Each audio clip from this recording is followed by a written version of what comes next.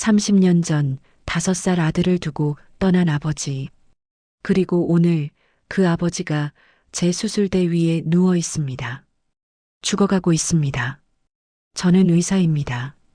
하지만 동시에 버림받은 아들이기도 합니다. 과연 저는 이 사람을 살려야 할까요?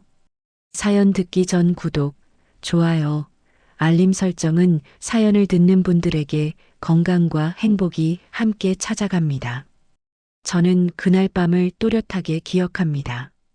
1995년 늦가을, 제가 5살이었던 그 저녁의 공기는 유난히 무거웠어요. 거실 시계가 8시를 가리키고 있었는데 평소라면 텔레비전에서 만화 주제가가 흘러나와야 할 시간이었습니다. 하지만 그날은 달랐어요. 텔레비전은 꺼져 있었고 집안은 이상하게 조용했습니다. 아니, 조용하다기보다는 숨이 막히는 듯한 침묵이었죠. 영우 씨, 이게 대체 무슨 짓이에요? 엄마의 목소리가 안방에서 새어나왔습니다. 낮게 깔린 목소리였지만 그 안에는 제가 한 번도 들어본 적 없는 무언가가 담겨 있었어요. 떨림 같은 것, 아니면 무너지기 직전의 단단함 같은 것이었습니다. 저는 그때 거실 한가운데 앉아서 블록을 쌓고 있었습니다. 손에 든 빨간 블록을 어디에 놓아야 할지 몰라 멈춰 있었어요. 옆에서는 3살배기 동생 민호가 고개를 갸웃거리며 제 얼굴을 올려다보고 있었습니다. 형아, 엄마 왜 저래? 민호의 물음에 저는 대답할 수가 없었습니다. 무슨 말을 해야 할지 몰랐거든요. 그저 손가락을 입술에 갖다 대며 조용히 하라는 신호만 보냈습니다. 당신이 뭘 어떻게 하길 바라는 거예요? 이미 다 끝난 일이잖아. 이번엔 아빠의 목소리였습니다. 평소보다 훨씬 낮고 지친 음성이었어요. 무언가를 포기한 사람의 목소리 같았습니다. 안방 문틈 사이로 희미한 불빛이 새어나오고 있었습니다. 저는 블록을 내려놓고 슬금슬금 방문 쪽으로 다가갔어요. 민호가 제 뒤를 졸졸 따라왔습니다. 우리는 문틈에 귀를 바짝 갖다 댔습니다. 끝났다고요? 끝난 게 아니라 당신이 끝낸 거죠. 가족을, 우릴, 전부 다. 엄마의 목소리가 높아졌습니다. 그리고 바로 다음 순간 무언가 깨지는 소리가 들렸어요. 유리잔이 바닥에 부딪히는 날카로운 소리였습니다. 저는 깜짝 놀라 뒤로 물러섰고 민호는 그 자리에서 울음을 터뜨렸습니다. 안방 문이 갑자기 열렸어요. 아빠가 문 밖으로 나왔습니다.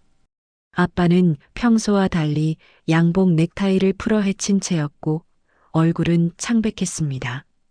제 눈을 마주치지 못하고 고개를 돌린 채 복도를 지나갔어요. 저는 아빠의 뒷모습을 멍하니 바라봤습니다. 아빠, 제가 작게 불렀지만 아빠는 돌아보지 않았습니다. 그대로 현관 쪽으로 걸어가더니 구두를 신기 시작했어요. 엄마가 안방에서 나왔습니다. 엄마의 눈은 새빨갛게 충혈되어 있었고 손에는 전화기를 쥐고 있었어요. 수화기 코드가 질질 끌리고 있었습니다. 애들 앞에서 그렇게 나가시는 거예요? 엄마의 목소리는 이제 울먹임으로 가득했습니다. 아빠는 현관문 손잡이를 잡은 채 잠시 멈춰 섰습니다. 등을 돌린 채로 한참을 서 있더니 고개도 돌리지 않은 채 말했어요. 미안해. 그 2글자만 남기고 아빠는 문을 열고 나갔습니다. 문이 닫히는 소리가 유난히 크게 울렸어요. 계단을 내려가는 발소리가 점점 멀어졌습니다. 엄마는 그 자리에 주저앉았습니다. 전화기를 바닥에 내려놓고 두 손으로 얼굴을 감쌌어요. 어깨가 작게 떨리고 있었습니다. 저는 어떻게 해야 할지 몰랐습니다. 5살짜리가 무엇을 할 수 있었겠어요. 그저 울고 있는 민호의 손을 꼭 잡고 서 있을 뿐이었습니다. 한참 후에 엄마가 고개를 들었습니다. 눈물로 범벅이 된 얼굴로 저희를 바라보더니 2 팔을 벌렸어요. 도윤아, 민호야, 이리 와.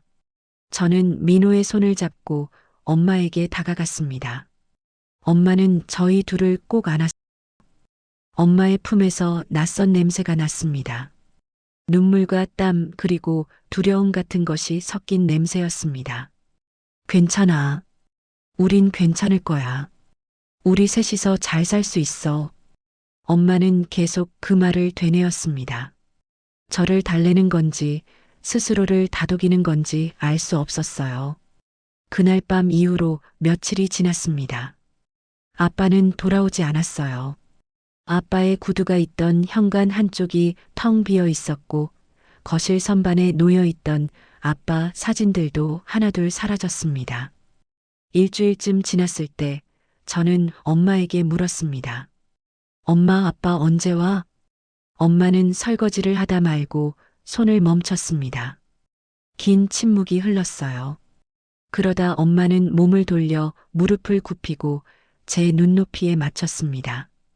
도윤아, 아빠는 아주 먼 곳으로 출장을 가셨어. 언제 돌아와? 글쎄, 한동안은 못 올 것 같아. 엄마의 목소리는 떨리고 있었습니다. 엄마는 제 머리를 쓰다듬으며 억지로 미소를 지었어요. 그날 밤 잠들기 전에 저는 베개 밑에 숨겨둔 아빠 사진을 꺼내봤습니다. 작년 설날에 온 가족이 함께 찍은 사진이었어요. 사진 속 아빠는 웃고 있었습니다. 저를 안고 있었고 엄마와 민호도 함께 웃고 있었습니다. 그 사진을 보면서 저는 알 수 없는 감정을 느꼈습니다. 슬픔일까요? 아니면 분노일까요? 아니면 그저 텅 빈 무언가였을지도 모르겠습니다. 아빠, 저는 작게 중얼거렸습니다. 그리고 사진을 다시 베개 밑에 넣었어요. 눈을 감았지만 쉽게 잠들 수가 없었습니다. 그날 이후로 저는 아빠라는 단어를 입 밖에 내는 것을 두려워하게 됐습니다. 이사를 간 건 그해 겨울이었습니다. 정확히는 1996년 1월 초였어요. 엄마는 아무 설명 없이 짐을 쌌습니다. 저와 민호의 옷가지들, 장난감 몇 개, 그릇과 이불들이 전부였어요. 살던 아파트를 떠나 우리가 도착한 곳은 반지하 단칸방이었습니다. 창문은 반쯤 땅 아래에 묻혀 있어서 낮에도 어두웠어요. 천장에는 얼룩이 져 있었고 벽지 귀퉁이는 여기저기 들떠 있었습니다. 보일러를 틀어도 방 한가운데까지 따뜻해지는데 한참이 걸렸어요. 도윤아, 여긴 우리 새 집이야. 엄마는 밝은 목소리로 말했지만 그 눈빛은 전혀 밝지 않았습니다. 저는 6살이 됐고 민호는 4살이었습니다. 그 작은 방에서 우리 3명이 나란히 누워 잤어요. 한밤중에 잠에서 깨면 엄마의 숨소리가 들렸습니다. 가끔은 엄마가 조용히 우는 소리도 들렸어요. 3월이 되자 저는 초등학교에 입학했습니다. 전학이었죠. 새 학교는 전에 다니던 유치원에서 멀리 떨어진 곳이었어요. 교복을 입고 무거운 책가방을 메고 집을 나설 때 엄마는 제 손을 꼭 잡았습니다. 도윤아, 학교 끝나면 바로 집으로 와야 해. 알았지? 응. 민호 데리고 있을게. 걱정하지 마. 엄마의 손은 차갑고 거칠었습니다. 예전의 부드러운 손이 아니었어요. 학교는 낯설었습니다. 아는 친구가 한 명도 없었고 선생님도 새로웠어요. 쉬는 시간에 아이들은 저를 구경하듯 쳐다봤습니다. 너 전학생이야? 어디서 왔어? 저기. 저는 대답을 제대로 하지 못했습니다. 어디서 왔다고 말해야 할까요? 아빠가 떠난 집에서 왔다고 말할 수는 없었어요. 학교가 끝나면 저는 곧장 집으로 달려갔습니다. 반지하 계단을 내려가면 엄마가 민호와 함께 기다리고 있었어요. 하지만 엄마가 집에 있던 건 처음 몇 주뿐이었습니다. 4월 말쯤 엄마는 일자리를 구했습니다. 동네 중국집이었어요. 도윤아, 엄마가 이제 일을 나가야 해. 엄마는 제 앞에 무릎을 꿇고 앉아 말했습니다. 너한테 미안한데 민호 좀 봐줄 수 있겠니? 학교 끝나면 민호 데리고 있으면 돼. 엄마가 저녁에 돌아올게. 응, 알았어. 저는 고개를 끄덕였습니다. 6살이었지만 그때부터 저는 형이 돼야 했어요. 엄마의 첫 출근 날, 저는 학교가 끝나자마자 뛰어서 집으로 왔습니다. 민호가 혼자 방 안에서 울고 있었어요. 민호야, 울지 마. 형이 왔어. 저는 민호를 안아 올렸습니다. 무거웠어요. 하지만 내려놓을 수가 없었습니다. 민호는 제 어깨에 얼굴을 파묻고 계속 울었어요. 배고파? 민호는 고개를 끄덕였습니다. 저는 냉장고를 열었어요. 우유 한 팩과 김치, 밥이 조금 남아 있었습니다. 엄마가 아침에 싸둔 주먹밥이 랩에 쌓여 있었어요. 이거 먹자. 우리는 바닥에 앉아 주먹밥을 나눠 먹었습니다. 민호는 김치를 빼내며 얼굴을 찡그렸어요. 맵지 않아. 먹어. 저는 민호 입에 밥을 떠먹였습니다. 그렇게 해가 지도록 우리는 둘이서 시간을 보냈어요. 밤 9시가 넘어서야 엄마가 돌아왔습니다. 머리는 땀으로 젖어 있었고 옷에선 기름 냄새가 났어요. 엄마는 문을 열자마자 민호를 안아 올렸습니다. 엄마가 늦어서 미안해. 도윤아, 민호 잘 돌봐줬어? 응. 우리 밥도 먹었어. 그래. 우리 도윤이 장하다. 엄마는 제 머리를 쓰다듬었습니다. 손에서 매운 양념 냄새가 났어요. 그날부터 이런 일상이 반복됐습니다. 엄마는 새벽 5시에 일어나 식당으로 갔고 밤 10시가 넘어서야 돌아왔어요. 저는 학교가 끝나면 민호를 돌봤습니다. 밥을 먹이고 기저귀를 갈아주고 재우는 일까지요. 여름방학이 시작되자 상황은 더 힘들어졌습니다. 하루 종일 민호와 함께 있어야 했거든요. 친구들이 놀러 가자고 해도 저는 갈 수가 없었습니다. 도윤아, 왜 맨날 안 나와? 그냥 바빠서. 저는 구체적인 이유를 말하지 못했습니다. 동생을 돌봐야 한다고, 엄마가 일하러 가셔서 제가 집을 지켜야 한다고 말할 수가 없었어요. 어느 날 저녁 엄마가 평소보다 일찍 들어왔습니다. 얼굴이 창백했어요. 현관에서 신발을 벗다가 그대로 주저앉았습니다. 엄마. 저는 달려가 엄마를 붙잡았습니다. 엄마의 몸이 뜨거웠어요. 괜찮아. 그냥 좀 피곤해서 그래. 하지만 괜찮지 않았습니다. 엄마는 그날 밤 내내 열이 나며 신음했어요. 저는 물수건으로 엄마 이마를 닦아줬습니다. 민호는 옆에서 겁먹은 얼굴로 엄마를 바라봤어요. 엄마 아파? 응. 근데 괜찮아질 거야. 저는 민호에게 그렇게 말했지만 사실 저도 무서웠습니다. 다음 날 아침 엄마는 억지로 몸을 일으켜 출근하려 했어요. 하지만 현관문을 열다가 다시 쓰러졌습니다. 엄마. 저는 소리쳤습니다. 옆집 아주머니가 놀라 나왔고 구급차를 불러줬어요. 그날 저는 처음으로 병원 응급실에 갔습니다. 하얀 복도, 소독약 냄새, 바쁘게 오가는 사람들. 모든 게 낯설고 무서웠어요. 엄마는 과로로 쓰러진 거였습니다. 의사는 말했어요. 무리하시면 안 됩니다. 충분히 쉬셔야 해요. 하지만 엄마는 사흘 만에 퇴원해 다시 일터로 갔습니다. 쉴 수가 없었던 거죠. 쉬면 돈이 없었으니까요. 그날 이후로 저는 알게 됐습니다. 엄마의 등이 얼마나 무거운지를요. 그리고 저도 그 무게를 나눠줘야 한다는 걸요. 밤마다 잠들기 전 저는 생각했습니다. 아빠는 지금 어디에 있을까? 우리가 이렇게 힘들게 사는 걸 알고 있을까? 하지만 그 질문을 입 밖에 낼 수는 없었습니다. 엄마 앞에서 아빠 이야기는 절대 꺼내선 안 되는 것이었으니까요. 중학교 2학년 겨울이었습니다. 2005년 12월 제가 15살 때였어요. 그날도 엄마는 새벽부터 식당에 나가셨습니다. 이제는 중국집이 아니라 직접 작은 분식집을 운영하고 계셨어요. 10년 가까이 악착같이 모은 돈으로 얻은 가게였습니다. 아침 6시 저는 민호를 깨웠습니다. 민호야, 일어나. 학교 가야지.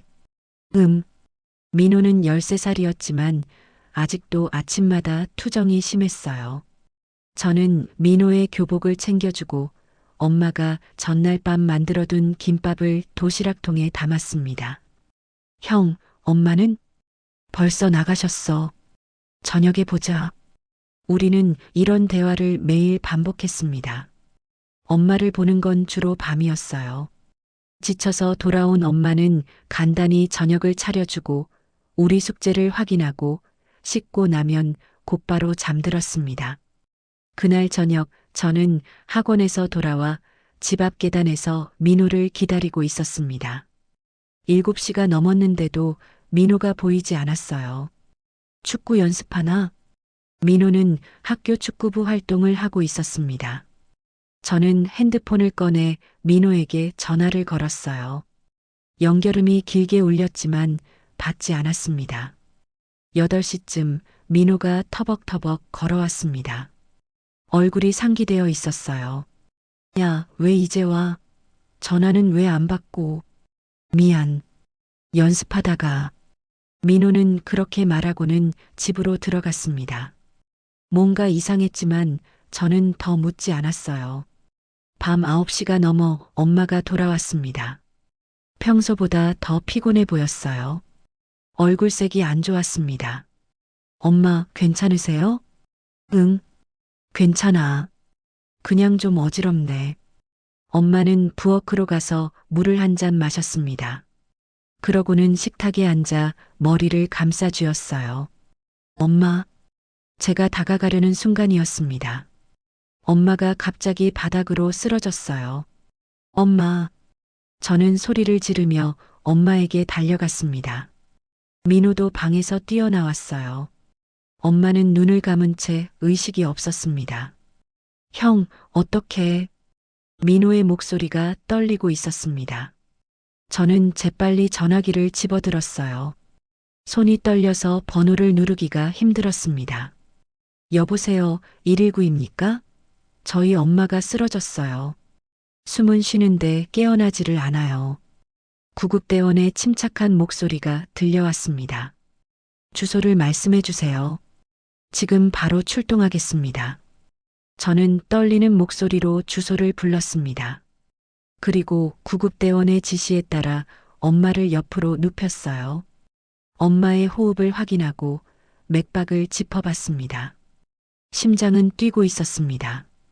민호야, 현관문 열어둬. 구급차 오면 바로 들어올 수 있게. 응. 민호는 울먹이며 현관으로 뛰어갔습니다. 시간이 멈춘 것 같았습니다. 1분이 10분처럼 느껴졌어요. 저는 엄마 곁에 무릎을 꿇고 앉아 엄마의 손을 잡았습니다. 엄마, 일어나세요. 제발. 얼마나 지났을까요? 멀리서 사이렌 소리가 들려왔습니다. 점점 가까워지더니 우리 집 앞에 멈췄어요. 여기요. 민호가 소리쳤습니다. 구급대원 2명이 들것을 들고 계단을 내려왔어요. 그들은 신속하게 엄마의 상태를 확인했습니다. 혈압이 많이 났습니다. 지금 바로 이송하겠습니다. 엄마는 들것에 실렸습니다. 저와 민호도 구급차에 함께 탔어요. 사이렌이 울리며 차가 출발했습니다. 병원 응급실은 혼란스러웠습니다. 여러 환자들이 누워 있었고 의료진들이 분주하게 움직였어요. 엄마는 곧바로 응급처치실로 옮겨졌습니다. 저와 민호는 밖에서 기다려야 했습니다. 의자에 앉아 있었지만 마음은 계속 떨렸어요. 민호는 제 옆에 바짝 붙어 앉아 아무 말도 하지 않았습니다. 1시간쯤 지났을까요? 하얀 가운을 입은 의사가 나왔습니다. 40대 초반쯤 돼 보이는 남자 의사였어요. 환자 보호자분이신가요? 네. 저는 아들이고 이해는 동생입니다. 의사는 우리를 보며 잠시 표정이 복잡해졌습니다. 너무 어린 보호자들이었던 거죠. 어머니는 극심한 빈혈과 탈수 증세를 보이셨습니다. 과로가 누적되신 것 같아요. 지금은 안정을 찾았고 수액을 맞고 계십니다. 그럼 괜찮으신 건가요? 당장 위험한 상황은 아닙니다. 하지만 이런 상태로 계속 무리하시면 큰 문제가 생길 수 있어요. 충분한 휴식과 영양 섭취가 필요합니다. 의사의 말에 저는 고개를 끄덕였습니다. 하지만 마음 한편으로는 생각했어요. 휴식이라니. 엄마가 어떻게 쉬시겠어? 잠시 후에 면회 가능하니까 조금만 기다리세요. 의사는 그렇게 말하고 돌아갔습니다. 그 뒷모습을 보면서 저는 이상한 감정을 느꼈어요. 그 의사의 하얀 가운, 침착한 목소리, 확신에 찬 손놀림. 그 모든 것이 마치 엄마를 지켜주는 방패 같았습니다. 저 사람이 엄마를 살렸어. 그 생각이 머릿속에 깊이 박혔습니다. 30분쯤 지나 우리는 엄마를 볼 수 있었습니다. 엄마는 침대에 누워 계셨어요. 팔에는 링거 바늘이 꽂혀 있었고 얼굴은 여전히 창백했습니다. 엄마. 민호가 먼저 다가가 엄마 손을 잡았습니다. 엄마는 눈을 뜨고 우리를 보며 미소 지으려 애썼어요. 미안하다. 너희들 놀라게 해서. 엄마 아프시면 안 돼요. 쉬셔야 해요. 제 말에 엄마는 고개를 저었습니다. 도윤아, 엄마는 괜찮아. 그냥 좀 무리했나 봐. 하지만 괜찮지 않다는 걸 저는 알았습니다. 엄마는 10년 넘게 쉬지 않고 일해왔어요. 새벽부터 밤까지 하루도 빠짐없이요. 그날 밤 저는 결심했습니다. 나도 저 의사처럼 되어야겠어. 누군가의 생명을 구할 수 있는 사람, 무너지는 사람을 붙잡을 수 있는 사람, 그런 사람이 되고 싶었습니다. 특히 엄마 같은 사람들을요. 쉬지 못하고 아파도 참고 자신보다 자식들을 먼저 생각하는 사람들을요. 엄마는 이틀 후에 퇴원했습니다. 그리고 바로 다음 날 다시 가게로 나가셨어요. 엄마, 좀 더 쉬세요. 아니야. 가게 문 닫으면 안 돼. 손님들이 기다려. 저는 더 이상 말리지 못했습니다. 말려봤자 소용없다는 걸 알았으니까요.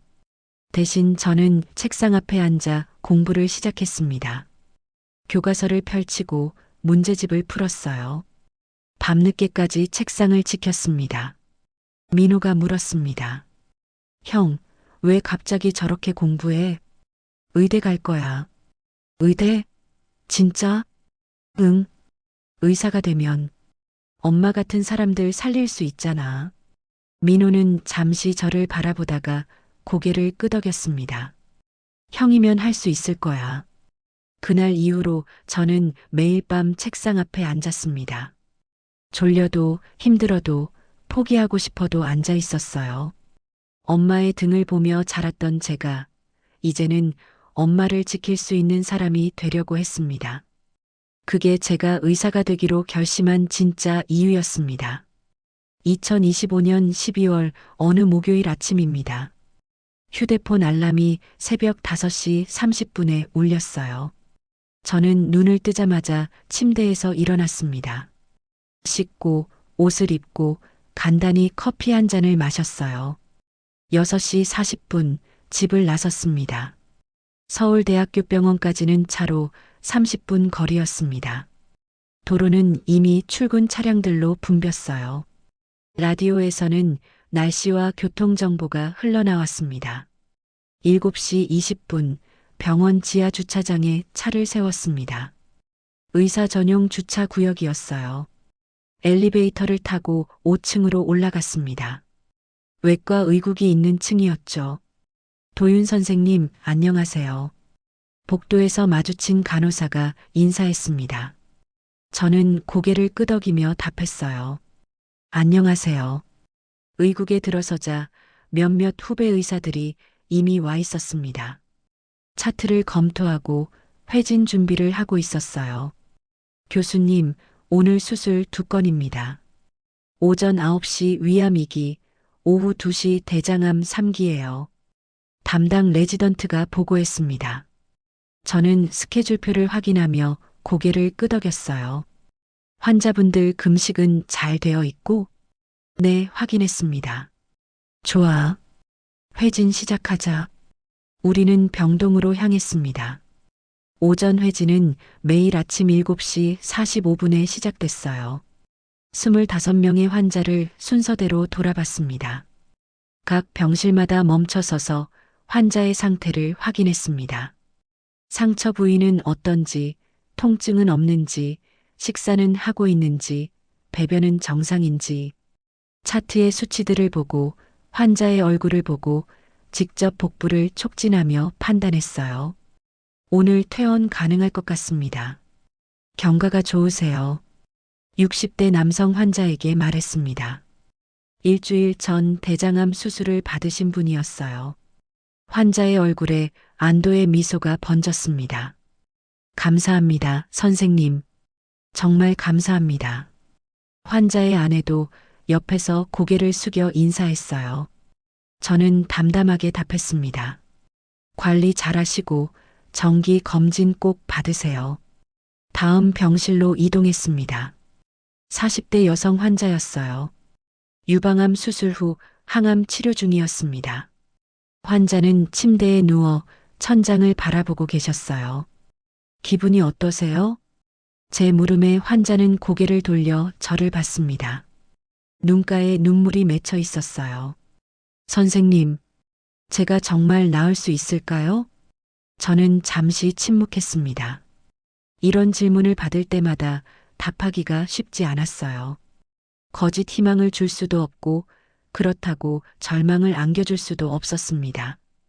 최선을 다하고 있습니다. 환자분도 힘내셔야 해요. 환자는 고개를 끄덕였습니다. 하지만 그 눈빛에는 여전히 두려움이 가득했어요. 회진이 끝난 건 8시 30분이었습니다. 의국으로 돌아와 수술 준비를 시작했어요. 환자 차트를 다시 한번 꼼꼼히 검토하고 수술 계획을 머릿속으로 되짚었습니다. 9시 정각 수술실로 향했습니다. 수술복으로 갈아입고 손을 소독하고 장갑을 끼웠어요. 수술실 문이 열렸습니다. 마취과 의사, 수술 보조의사, 간호사들이 이미 준비를 마치고 기다리고 있었습니다.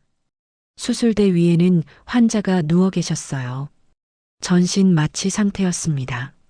저는 환자 곁으로 다가가 복부를 확인했어요. 시작하겠습니다. 제 말과 함께 수술이 시작됐습니다. 메스를 들고 피부를 절개했어요. 붉은 혈액이 비쳤고 거즈로 닦아냈습니다. 복강을 열고 종양 부위를 확인했어요. CT에서 본 것보다 조금 더 커 보였습니다. 주변 림프절로의 전이 가능성을 염두에 두며 신중하게 절제를 시작했어요. 수술은 3시간 40분 동안 이어졌습니다. 집중해야 했습니다. 단 1초도 방심할 수 없었어요. 혈관 하나, 신경 하나가 환자의 예후를 결정할 수 있었으니까요. 봉합 시작합니다. 마지막 단계였습니다. 복강을 닫고 피부를 봉합했어요. 깨끗하게 마무리했습니다. 수술 종료합니다. 수고하셨습니다. 제 말에 수술실 안에 긴장이 풀렸습니다. 마취과 의사가 환자를 깨우기 시작했어요. 수술복을 벗고 나오니 환자 보호자가 기다리고 있었습니다. 50대 중반쯤 돼 보이는 남성이었어요. 환자의 남편이었습니다. 선생님, 어떻게 됐습니까? 떨리는 목소리였습니다. 저는 최대한 차분하게 설명했어요. 수술은 성공적이었습니다. 종양을 완전히 절제했고 주변 림프절도 제거했어요. 조직 검사 결과가 나오면 추가 치료 계획을 세우겠습니다. 그럼 완치될 수 있는 건가요? 지금 단계에서 확답하기는 어렵습니다. 하지만 최선의 결과를 기대해도 좋습니다. 보호자는 눈물을 훔쳤습니다. 감사합니다, 선생님. 정말 감사합니다. 저는 고개를 끄덕이고 자리를 떠났습니다. 이런 순간이 익숙해질 법도 한데 여전히 마음 한구석이 무거웠어요. 점심은 병원 구내식당에서 해결했습니다. 12분 만에 식사를 마치고 다시 의국으로 돌아왔어요. 오후 수술 전에 외래 진료가 있었습니다. 외래 진료실에 앉자 환자들이 줄지어 들어왔습니다. 한 명당 평균 5분에서 10분씩 60명의 환자를 봤어요. 선생님, 이 통증이 계속되는데 괜찮은 건가요? 검사 결과상 큰 문제는 없습니다. 하지만 증상이 지속되면 다시 오세요. 선생님, 제 CT 결과는 어떻습니까? 좋은 소식입니다. 재발 소견은 보이지 않습니다. 환자마다 다른 이야기를, 다른 두려움을, 다른 희망을 품고 왔습니다. 저는 그 모든 감정을 받아내며 최대한 정확한 정보를 전달하려 애썼어요. 오후 2시 두 번째 수술이 시작됐습니다. 대장암 3기 환자였어요. 70대 남성이었습니다. 이번 수술은 4시간 20분이 걸렸습니다. 예상보다 복잡했어요. 장유착이 심해서 박리하는데 시간이 오래 걸렸습니다. 수술을 마치고 나니 저녁 6시 40분이었습니다. 온몸에 땀이 배어 있었어요. 샤워를 하고 다시 의국으로 돌아왔습니다. 책상에 앉아 수술 기록을 작성했어요. 오늘의 두 수술, 각각의 과정과 결과를 상세히 기록했습니다. 이 기록들은 환자의 치료 계획에 중요한 자료가 됐어요. 휴대폰을 확인하니 엄마에게서 문자가 와 있었습니다. 도윤아, 오늘도 수고했어. 밥은 챙겨 먹니? 저는 짧게 답장을 보냈어요. 네, 먹었어요. 걱정 마세요. 엄마는 이제 61살이었습니다. 분식집은 5년 전에 정리하셨어요. 지금은 민호가 드리는 생활비로 편히 지내고 계셨습니다. 민호는 대기업 회계팀에서 일하고 있었어요. 결혼도 했고 작년에 딸도 낳았습니다. 잘 지내고 있었죠. 저는 아직 결혼하지 않았습니다. 할 시간도 할 생각도 없었어요. 환자들을 돌보는 것만으로도 하루가 부족했으니까요. 밤 9시 병원을 나섰습니다. 주차장으로 가는 길, 창밖으로 서울 야경이 보였어요. 불빛들이 반짝이고 있었습니다. 차에 시동을 걸며 생각했습니다. 이게 내가 원하던 삶이었나? 엄마를 살리고 싶어서, 무너지는 사람들을 붙잡고 싶어서 시작했던 이 길이었습니다. 그리고 지금 저는 그 일을 하고 있었어요. 하지만 매일 밤 느끼는 건 뿌듯함이 아니라 무게였습니다. 책임의 무게, 생명의 무게, 선택의 무게. 집으로 향하는 차 안에서 저는 라디오를 껐습니다. 고요 속에서 운전대를 잡은 손을 바라봤어요. 이 손으로 오늘 두 사람의 생명을 지켰습니다. 내일도 모레도 앞으로도 계속 그럴 겁니다. 그게 제가 선택한 삶이었으니까요. 집에 도착한 건 밤 10시였습니다. 간단히 씻고 침대에 누웠어요. 내일도 새벽 5시 30분에 일어나야 했습니다. 눈을 감으며 마지막으로 생각했습니다. 아버지는 지금 어디서 뭘 하고 계실까? 30년이 지났지만 가끔 이런 생각이 들었어요. 그리고 곧바로 머릿속에서 지워버렸습니다. 이제 아버지는 제 인생에 존재하지 않는 사람이었으니까요. 다음 날도 평소와 다르지 않게 시작됐습니다. 새벽 5시 30분에 일어나 병원으로 향했어요. 회진을 돌고 오전 수술을 마치고 외래를 보고 있었습니다. 오후 3시쯤이었을 거예요. 진료실에서 60대 여성 환자와 상담 중이었습니다. 선생님, 그럼 다음 주에 입원하면 되는 거죠? 네, 입원 일정은 간호사가 안내해 드릴 겁니다. 바로 그때였습니다. 제 호출기가 울렸어요. 삐삐삐. 응급 호출이었습니다. 화면에 떠오른 메시지를 확인했어요. 응급실 복부 대량 출혈 환자, 즉시 집도에 필요. 저는 환자에게 양해를 구하고 자리에서 일어났습니다. 죄송합니다만 응급 상황이 생겼습니다. 남은 설명은 담당 간호사가 해드리겠습니다. 진료실을 나와 복도를 빠르게 걸었어요. 엘리베이터는 너무 느렸습니다. 비상계단으로 뛰어내려갔어요. 1층 응급실에 도착했습니다. 문을 열고 들어서자 긴박한 분위기가 감돌았어요. 의료진들이 분주하게 움직이고 있었습니다. 외과 김도윤 교수입니다. 제가 말하자 응급실 당직 의사가 다가왔습니다. 교수님, 이쪽입니다. 그를 따라 처치실로 들어갔어요. 침대에 환자가 누워 있었습니다. 얼굴은 산소 마스크로 가려져 있었고 몸 전체가 피로 얼룩져 있었어요. 상황 보고해. 저는 침착하게 물었습니다. 65세 남성입니다. 2시간 전 길거리에서 복통을 호소하며 쓰러진 걸 행인이 발견해 신고했습니다. 도착 당시 혈압 70, 50, 의식 저하 상태였어요. 간호사가 차트를 보며 설명했습니다. 복부 CT 찍었나? 네, 결과 나왔습니다. 복강 내 대량 출혈 소견 있고 비장 파열 의심됩니다. 당직 의사가 태블릿을 건넸어요. 화면에는 CT 영상이 떠 있었습니다. 복강 전체에 흰색으로 표시된 혈액이 가득 차 있었어요. 비장 파열. 외상은? 외상 흔적은 없습니다. 자발성 파열로 추정됩니다. 자발성 비장 파열. 드물지만 치명적인 상황이었습니다. 즉시 수술하지 않으면 출혈성 쇼크로 사망할 수 있었어요. 혈액형은 O형 RH 플러스입니다. 수혈 준비 완료했습니다. 좋아. 수술실 준비됐나? 3수술실 대기 중입니다. 저는 환자에게 다가가 복부를 촉진했습니다. 팩만 되어 있었고 딱딱하게 굳어 있었어요.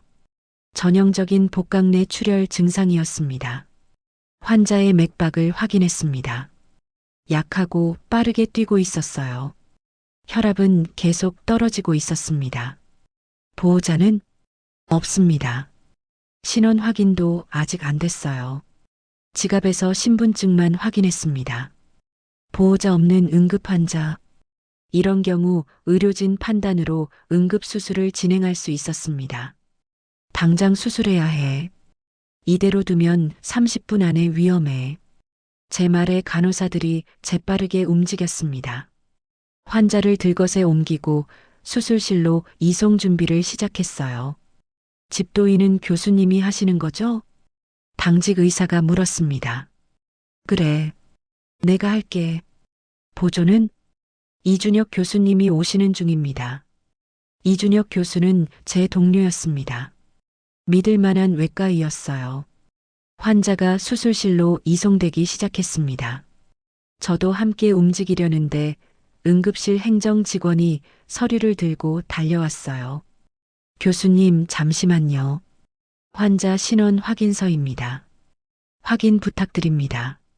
지금 급한데 나중에. 아니요, 수술 전에 꼭 확인하셔야 합니다.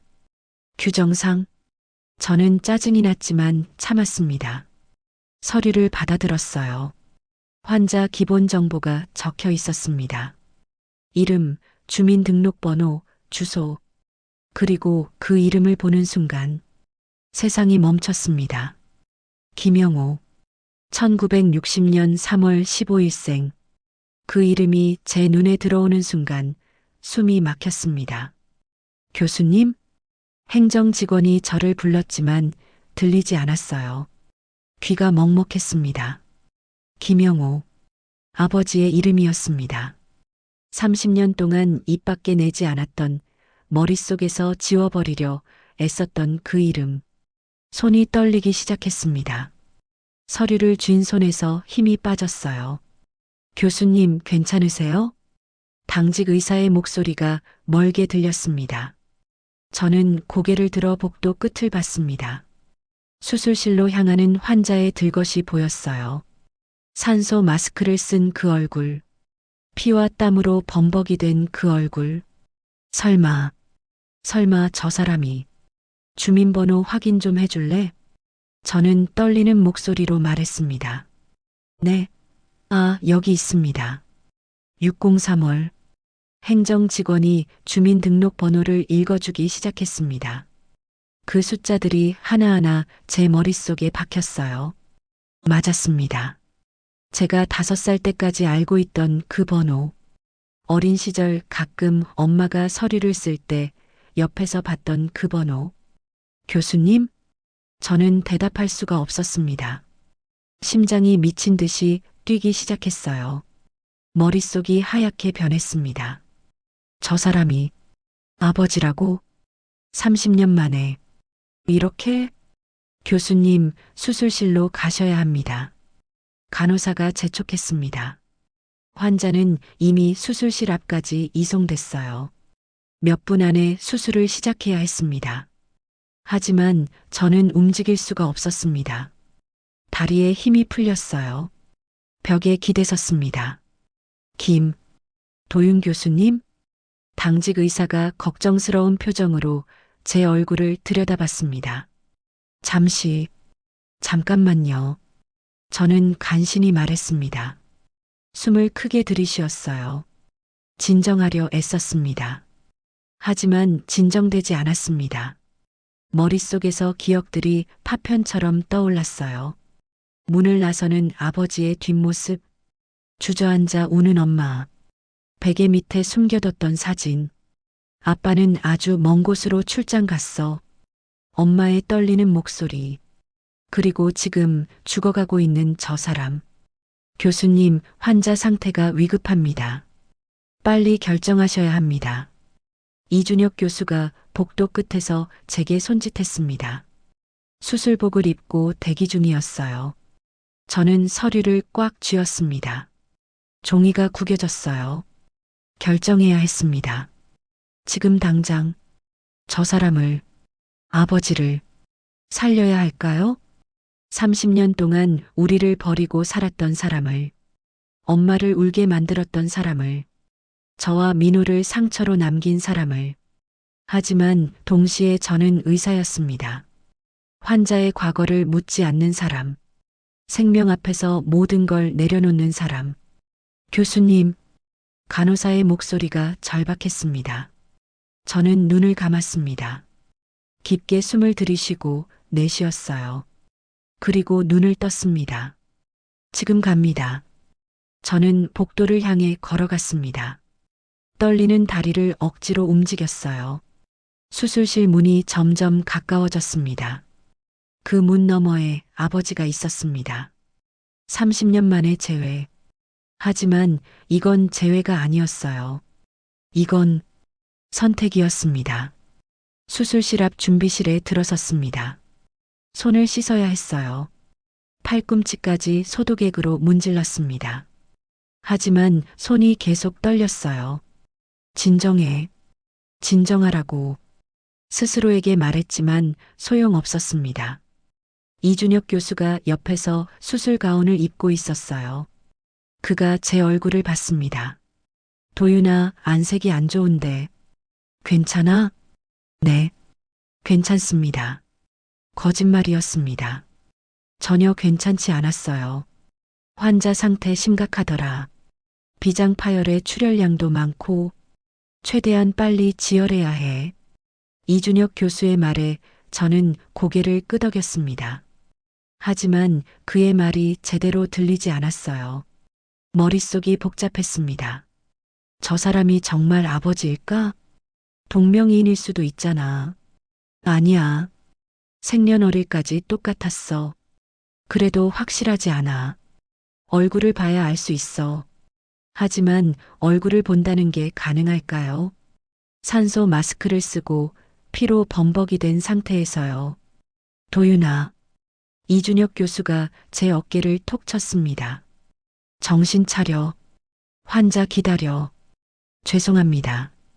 저는 억지로 정신을 집중했습니다. 수술 가운을 입고 장갑을 꼈어요. 수술실 문이 열렸습니다. 차갑고 밝은 조명이 쏟아졌어요. 수술대 위에 환자가 누워 있었습니다. 전신 마취가 진행 중이었어요. 마취과 의사가 모니터를 확인하며 말했습니다. 마취 안정적입니다. 수술 시작 가능합니다. 저는 천천히 수술대 옆으로 다가갔습니다. 환자의 얼굴이 보였어요.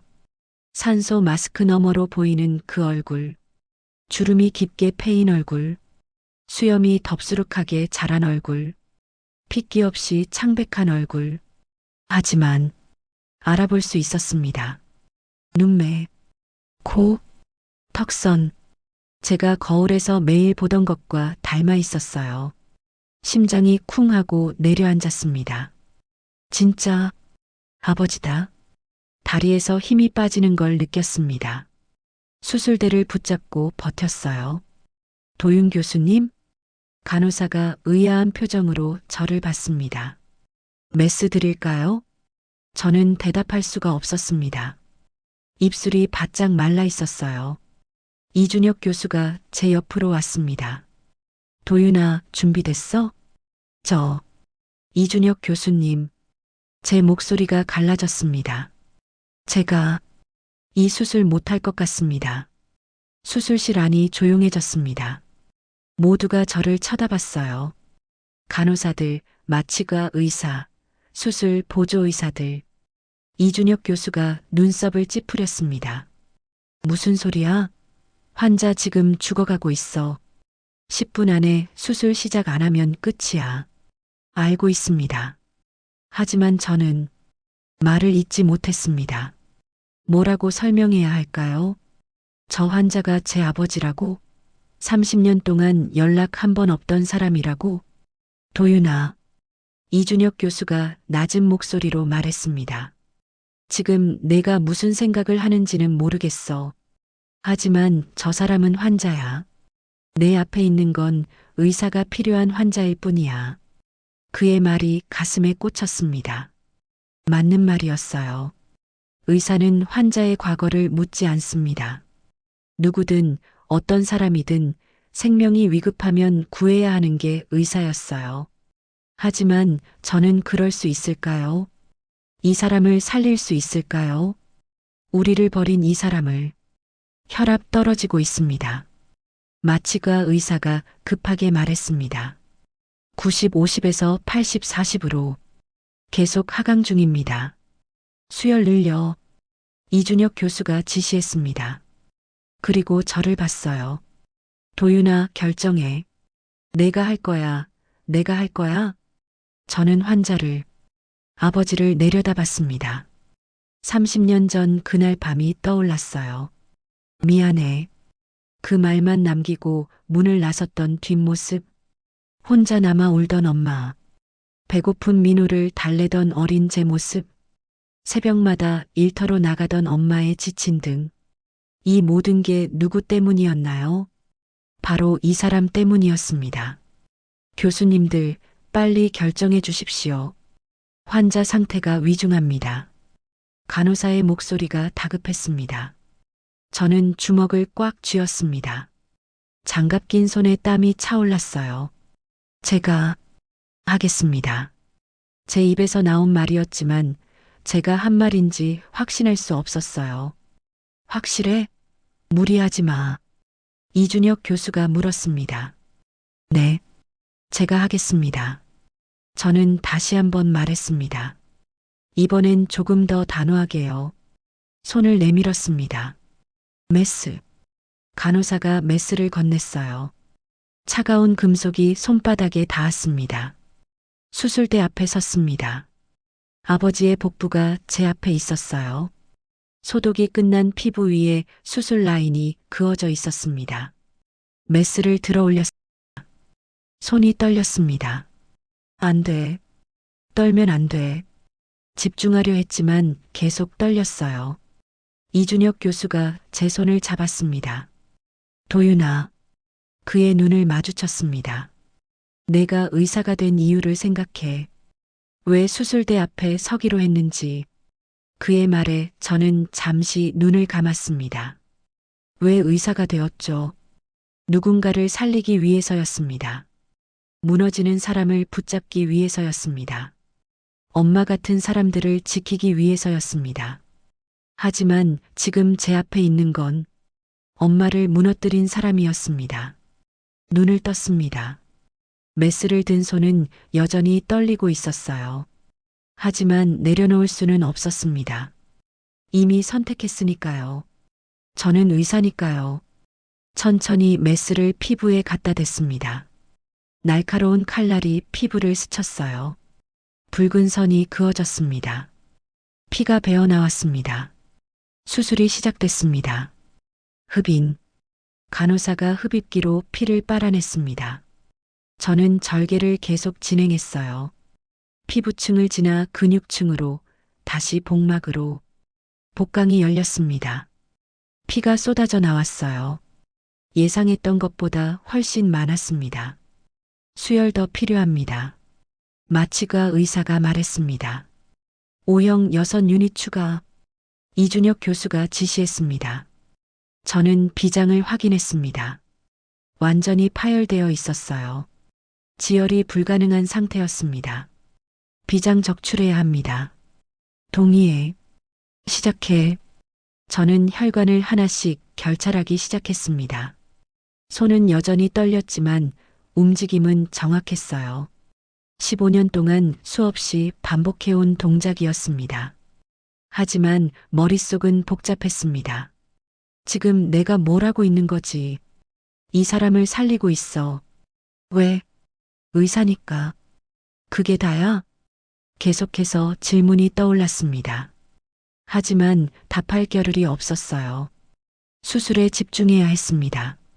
지금 이 순간만큼은 비장을 완전히 적출했습니다. 출혈 부위를 모두 지혈했어요. 복강 내 혈액을 흡입하고 세척했습니다. 활력 징후 안정되고 있습니다. 마취과 의사가 보고했습니다. 혈압 160으로 회복 중입니다. 21번 크게 내쉬었습니다. 일단 고비는 넘겼습니다. 봉합 시작합니다. 복막을 닫고 근육층을 봉합하고 피부를 꿰맸어요. 기계적으로 움직였습니다. 생각하지 않으려 애썼어요. 1시간 40분. 수술이 끝났습니다. 수술 종료합니다. 제 말에 수술실 안에 긴장이 풀렸습니다. 저는 장갑을 벗고 수술대에서 물러났어요. 아버지는 여전히 마취 상태로 누워 계셨습니다. 살아 있었습니다. 제 손에 의해서 복잡한 감정이 밀려왔습니다. 후회일까요? 안도일까요? 분노일까요? 아니면 그 모든 게 섞인 무언가였을까요? 수술실을 나왔습니다. 복도에는 아무도 없었어요. 보호자가 없었으니까요. 홀로 서 있는 제 모습이 유난히 외로워 보였습니다. 벽에 기대섰습니다. 그리고 처음으로 생각했습니다. 나는 지금 뭘 한 거지? 중환자실 앞 복도에 서 있었습니다. 수술을 마친 환자들은 이곳으로 옮겨져 집중 관리를 받았어요. 아버지도 지금 저 안에 계셨습니다. 들어가야 했습니다. 환자 상태를 확인해야 했어요. 하지만 발이 떨어지지 않았습니다. 문 앞에서 한참을 서 있었어요. 5분쯤 지났을까요? 아니, 10분이었을 수도 있습니다. 휴대폰이 울렸습니다. 민호였어요. 잠시 망설이다 받았습니다. 여보세요. 형, 나야. 저녁 먹었어? 평소와 다르지 않은 민호의 목소리였습니다. 아니, 아직. 형 목소리 왜 그래? 무슨 일 있어? 민호는 예민했습니다. 어릴 때부터 제 감정 변화를 잘 알아챘어요. 아니야. 그냥 수술이 좀 힘들어서. 거짓말이었습니다. 정확히는 반만 거짓말이었죠. 그래, 무리하지 마. 형 건강이 제일 중요한 거 알지? 응, 알아. 주말에 우리 집으로 와. 지은이가 삼촌 보고 싶대. 엄마도 오신대. 지은이는 민호의 딸이었습니다. 이제 돌이 갓 지난 아기였어요. 그래, 갈게. 형, 진짜 괜찮은 거야? 목소리가 이상해. 괜찮아. 좀 피곤해서 그래. 알았어. 푹 쉬어. 나중에 또 전화할게. 전화가 끊겼습니다. 저는 휴대폰을 내려다봤어요. 민호한테 말해야 할까? 아버지가 나타났다고. 지금 중환자실에 있다고. 하지만 입이 떨어지지 않았습니다. 민호는 저보다 더 아버지를 증오했어요. 3살이었던 민호는 아버지의 얼굴조차 제대로 기억하지 못했습니다. 그래서 더 상처가 깊었어요. 버려진 아이라는 낙인이 더 선명했죠. 중학교 때였습니다. 민호가 친구들과 싸운 적이 있었어요. 친구들이 민호를 놀렸다고 했습니다. 야, 너네 아빠 어디 갔어? 증발했냐? 그 말을 듣고 민호는 주먹을 휘둘렀어요. 결국 학교에서 정학을 받았습니다. 그날 밤 민호가 제게 물었어요. 형, 우리 아빠 정말 나쁜 사람이야? 저는 뭐라고 대답해야 할지 몰랐습니다. 글쎄, 잘 모르겠어. 나는 기억도 안 나. 그냥 없는 사람 같아. 근데 왜 자꾸 생각나지? 민호는 울었습니다. 15살 소년이 형 앞에서 소리 없이 울었어요. 저는 그날 다짐했습니다. 민호 앞에서는 절대 아버지 이야기를 꺼내지 말자고요. 그런데 지금 어떻게 말하죠? 중환자실 문이 열렸습니다. 간호사가 나왔어요. 도윤 교수님 환자 상태 확인하러 안 들어오세요? 아, 네. 지금 갑니다. 저는 마스크를 쓰고 안으로 들어갔습니다. 중환자실은 조용했습니다. 기계음만이 규칙적으로 울리고 있었어요. 아버지는 침대에 누워 계셨습니다. 인공호흡기가 연결되어 있었고 여러 줄의 링거와 모니터 선들이 붙어 있었어요. 모니터를 확인했습니다. 혈압, 맥박, 산소 포화도 모두 안정적이었습니다. 천천히 침대 옆으로 다가갔습니다. 가까이서 보니 더 확실했습니다. 이 사람이 아버지라는 게. 주름은 더 깊어졌고 머리는 희끗희끗했지만 분명 그 사람이었어요. 복부 수술 부위를 확인했습니다. 출혈은 없었고 드레싱 상태도 양호했어요. 수술은 잘 됐습니다.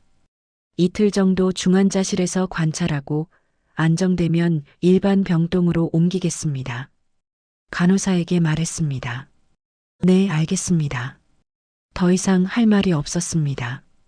병실을 나가려는데 발이 떨어지지 않았어요. 침대 옆에 서서 아버지를 내려다봤습니다. 30년 동안 어디서 뭘 하며 사셨을까요? 결혼은 하셨을까요? 다른 가족은 있을까요? 우리 생각은 해보셨을까요? 후회는 하셨을까요? 질문들이 끝없이 떠올랐습니다. 하지만 답을 들을 수는 없었어요. 아버지는 의식이 없었으니까요. 살려드렸습니다. 저는 작게 중얼거렸습니다. 의사로서요.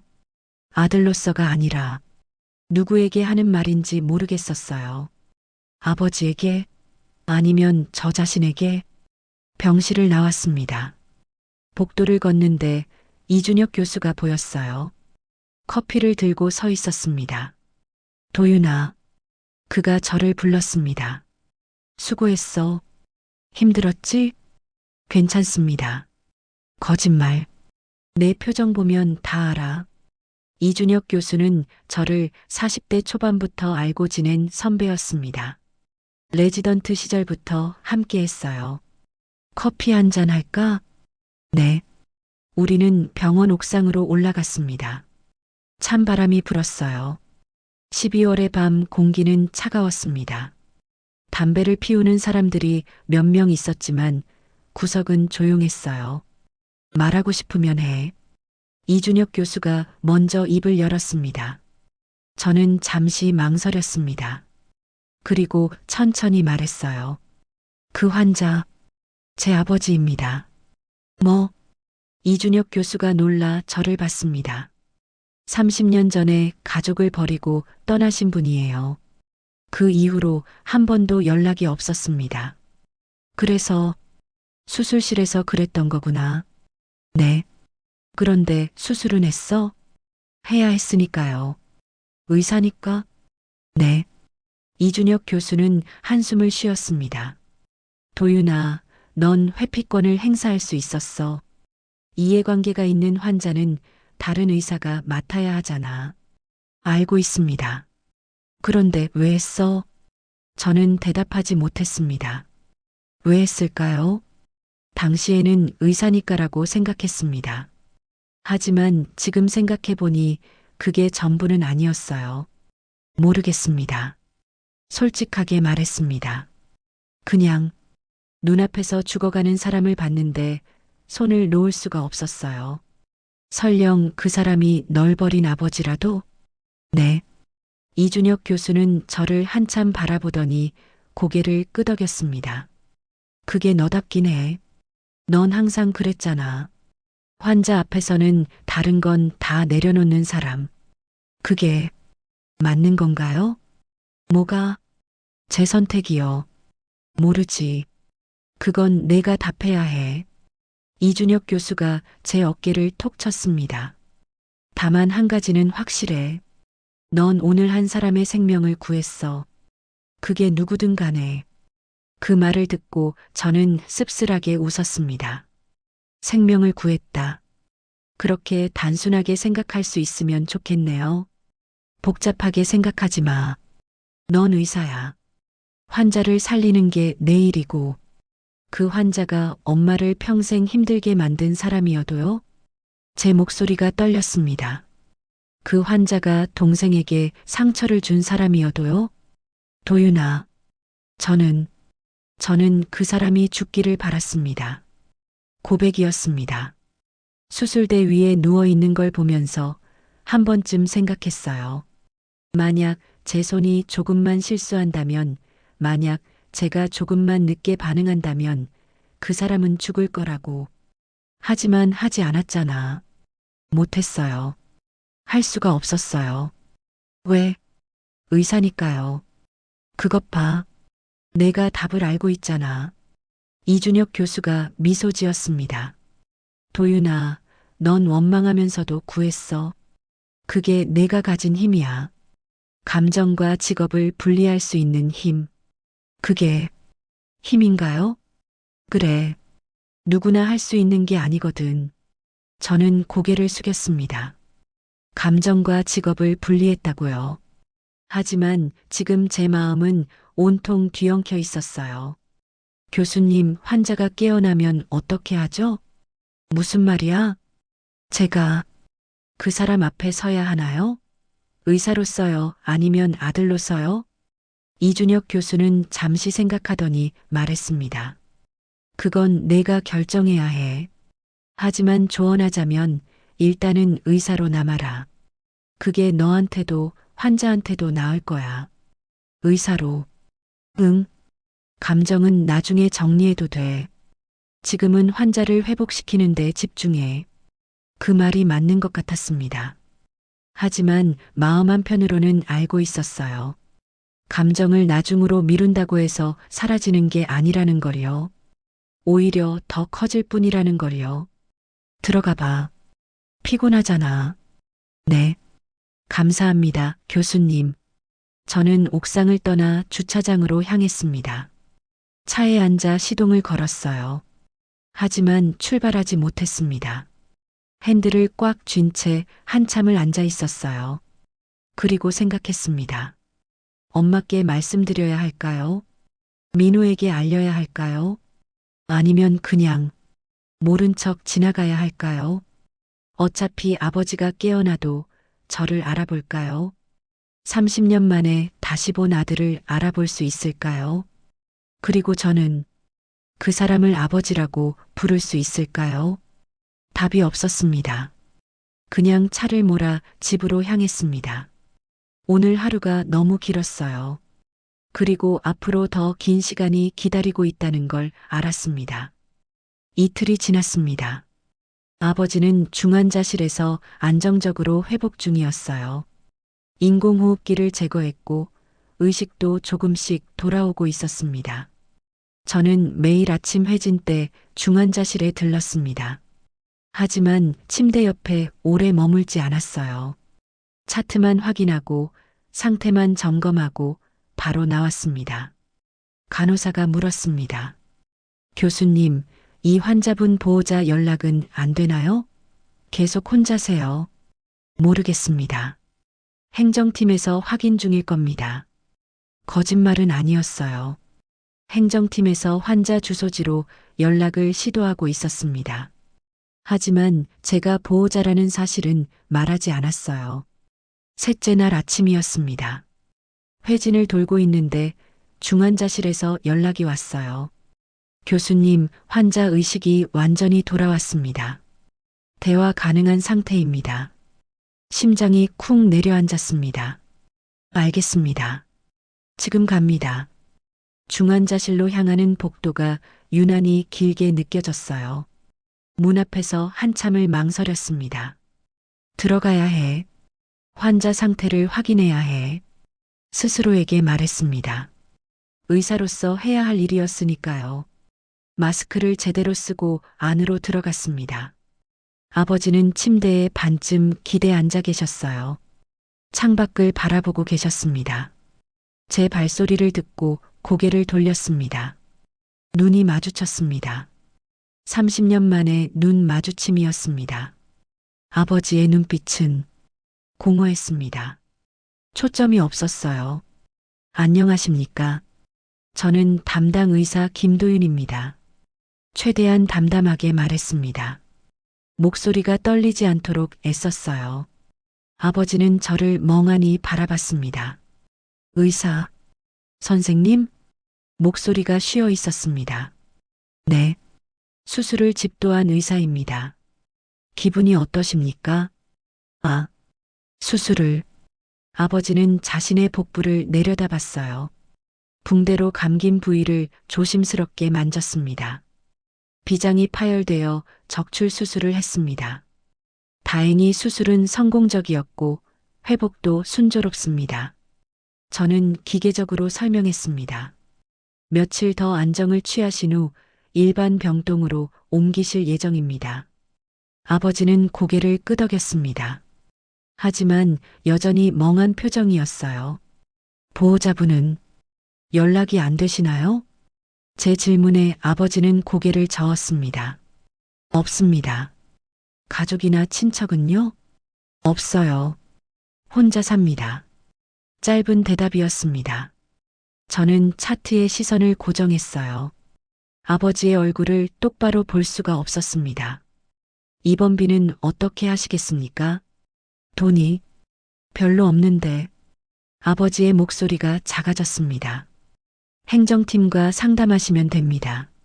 지원받을 수 있는 방법을 안내해 드릴 겁니다. 감사합니다, 선생님. 아버지가 고개를 숙였습니다. 그 모습을 보는 순간 묘한 감정이 밀려왔어요. 이 사람이 정말 제 아버지일까요? 저를 버리고 떠났던 그 사람이 맞을까요? 초라하고 외롭고 늙어버린 이 사람이요. 더 불편한 곳은 없으십니까? 아니요. 괜찮습니다. 통증이 심하시면 말씀하세요. 진통제를 추가로 투여하겠습니다. 네. 더 이상 할 말이 없었습니다. 병실을 나가려는데 아버지가 말했습니다. 선생님, 저는 멈춰 섰습니다. 돌아보지 않았어요. 제 목숨을 살려주셔서 정말 감사합니다. 그 말을 듣는 순간 무언가가 가슴속에서 터지는 것 같았습니다. 감사하다고요. 목숨을 살려줘서 감사하다고요. 저를 버리고 떠난 그 입으로요. 의사니까요. 저는 차갑게 대답하고 병실을 나왔습니다. 복도에 나와 벽에 기댔습니다. 숨이 가빠졌어요. 괜찮아. 진정해. 스스로를 다독였습니다. 휴대폰이 울렸습니다. 민호였어요. 이번에는 받지 않았습니다. 받을 수가 없었어요. 오후가 되자 이상한 일이 생겼습니다. 행정팀에서 연락이 왔어요. 교수님, 중환자실 환자 김영호 씨 관련해서요. 주소지로 연락했는데 고시원이더라고요. 그것도 3개월째 월세 밀렸다고 합니다. 그래요? 네. 그리고 조회해 보니 기초생활수급자로 등록되어 있어요. 의료비 지원 신청 가능합니다. 기초생활수급자. 아버지가요. 알겠습니다. 절차 진행해 주세요. 전화를 끊고 저는 멍하니 앉아 있었습니다. 30년 동안 아버지는 무엇을 하며 살았을까요? 재혼은 하셨을까요? 다른 가족을 꾸렸을까요? 아니면 혼자였을까요? 퇴근 시간이 되었습니다. 집으로 가야 했어요. 하지만 차에 시동을 걸지 못했습니다. 한참을 앉아 있다가 저는 다시 병원 안으로 들어갔습니다. 중환자실로 향했어요. 간호사가 놀라며 물었습니다. 교수님, 무슨 일이세요? 환자 상태 한 번 더 확인하려고요. 거짓말이었습니다. 병실 문을 열고 들어갔습니다. 아버지는 여전히 침대에 앉아 계셨어요. 창밖을 바라보고 계셨습니다. 제 발소리를 듣고 돌아보셨어요. 선생님, 상태 확인차 왔습니다. 저는 차트를 집어들었습니다. 하지만 글자가 눈에 들어오지 않았어요. 아버지를 가만히 바라봤습니다. 주름진 얼굴, 파리한 몸, 힘없는 눈빛. 이 사람이 30년 전 그날 밤 집을 나섰던 그 사람일까요? 선생님, 제가 물어봐도 될까요? 아버지가 조심스럽게 말했습니다. 네. 저 앞으로 어떻게 되는 건가요? 회복하시면 퇴원하십니다. 그 다음엔요? 그건 환자분이 결정하실 문제입니다. 아버지는 쓸쓸하게 웃었습니다. 갈 곳이 없는데. 그 말에 저는 아무 대답도 하지 못했습니다. 잠시 침묵이 흘렀어요. 선생님은 가족이 있으십니까? 아버지가 물었습니다. 심장이 멎는 것 같았습니다. 왜 그걸 물으십니까? 아니, 그냥 선생님께서 저를 대하시는 게 참 따뜻하셔서요. 좋은 가족이 있으실 것 같아서요. 따뜻하다고요. 저는 웃음이 나올 뻔했습니다. 제가 이 사람에게 따뜻했다고요. 네, 있습니다. 저는 짧게 대답했습니다. 어머니와 동생이 있습니다. 그렇군요. 부럽습니다. 아버지의 목소리에 그리움 같은 게 묻어났어요. 저는 오래전에 가족을 잃었습니다. 잃었다고요? 제 잘못으로요. 제가 너무 큰 실수를 했습니다. 아버지는 눈을 감았습니다. 돌이킬 수 없는 실수요. 그 말을 듣는 순간 저는 참을 수가 없었습니다. 그 가족들은요. 제 목소리가 떨렸습니다. 그 가족들은 지금 어떻게 살고 있을까요? 아버지는 눈을 떴습니다. 저를 바라봤어요. 모르겠습니다. 알 자격도 없고요. 알고 싶지 않으세요? 알고 싶죠. 매일, 매일 궁금합니다. 아버지의 눈에 눈물이 맺혔습니다. 하지만 알아서는 안 됩니다. 그게 제가 할 수 있는 최소한의 책임이라고 생각했어요. 저는 주먹을 꽉 쥐었습니다. 손톱이 손바닥에 파고들었어요. 만약에요. 저는 떨리는 목소리로 말했습니다. 만약 그 가족들이 선생님 앞에 나타난다면 어떻게 하시겠습니까? 글쎄요. 아버지는 한참을 생각하더니 말했습니다. 용서를 구하고 싶지만 그럴 자격이 없다는 걸 압니다. 그냥 미안하다고, 정말 미안하다고만 말하고 싶네요. 그것뿐인가요? 그것밖에 할 수 있는 게 없습니다. 아버지의 목소리가 흔들렸습니다. 돈도 없고 건강도 없고 자격도 없는 사람이니까요. 저는 더 이상 참을 수가 없었습니다. 마스크를 벗었습니다. 아버지가 제 얼굴을 봤습니다. 순간 아버지의 눈이 커졌어요. 당신은 30년 전에 버리고 간 아들입니다. 제 말에 아버지는 말을 잇지 못했습니다.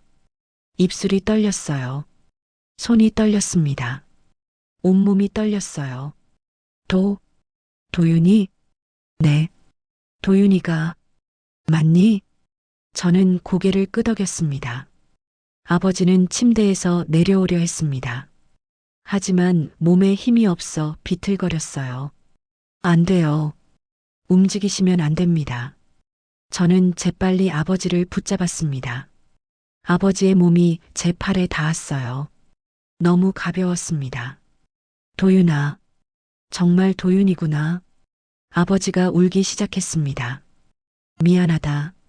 정말 미안하다. 아빠가 정말 잘못했어.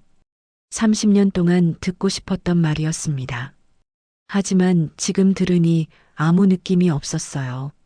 너무 늦었습니다. 아버지, 저는 차갑게 말했습니다. 저는 의사로서 아버지를 살렸습니다.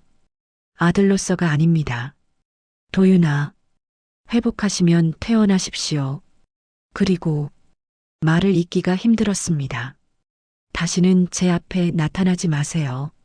아버지의 얼굴이 일그러졌습니다. 그럴 자격이 없다는 거 아버지도 아시잖아요. 도윤아, 제발 안녕히 계세요. 저는 아버지를 침대에 눕히고 돌아섰습니다. 뒤에서 아버지가 우는 소리가 들렸어요. 하지만 돌아보지 않았습니다. 병실을 나왔습니다. 복도를 걷는데 눈물이 났습니다. 참으려 했지만 참을 수 없었어요. 비상계단으로 들어가 주저앉았습니다. 소리 없이 울었습니다. 30년 동안 참았던 눈물이 한꺼번에 쏟아졌어요. 한참을 울고 나서야 겨우 진정됐습니다. 휴대폰을 꺼냈어요. 민호에게 전화를 걸었습니다. 형, 왜 이제 받아? 걱정했잖아. 민호야. 형, 왜 그래? 목소리가 이상해. 아버지가 나타났어. 뭐? 병원에 환자로 왔어. 내가 수술했어. 민호는 한동안 아무 말이 없었습니다. 형? 진짜야? 응. 그래서 어떻게 할 거야? 저는 창밖을 바라봤습니다. 어둠이 깔려 있었어요. 모르겠어. 아직은. 형, 너무 힘들어하지 마. 그렇게 쉽게 결정할 일은 아닌 것 같아. 민호야, 미안해. 왜 형이 미안해? 형 잘못 없잖아. 민호의 목소리가 따뜻했습니다. 전화를 끊고 저는 오랫동안 그 자리에 앉아 있었습니다. 메스를 든 손, 수술복을 입은 몸, 의사라는 이름, 그 모든 걸 준비해온 15년이었습니다. 하지만 오늘 저는 알게 됐어요. 어떤 수술보다 어려운 게 있다는 걸요. 바로 용서라는 거였습니다. 그리고 저는 아직 준비가 되지 않았습니다.